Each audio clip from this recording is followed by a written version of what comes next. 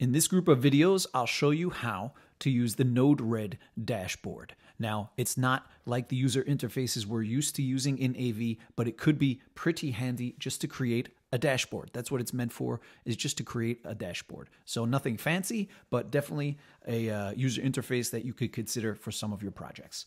Now, if you're not using Control Pi, or let me start, if you are using Control Pi, then the dashboard is already installed in NodeRED. But if you're not, then I'll show you how to do that in this video.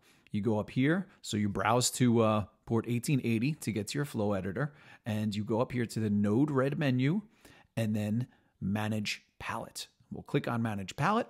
We'll go over here to Install and search for Dashboard. Doesn't get much easier than that, and we will take the NodeRED dashboard. Where is it? It's right here. So NodeRED dashboard. That's the one that we want. And you could see that I already have it installed. If you don't, click install. You'll get a warning to make sure you have all of the dependencies that are required for that dashboard. And you usually should if you have a typical NodeRED installation. So just say okay, and then the dashboard will be installed. And in the next video, we'll get started with using it.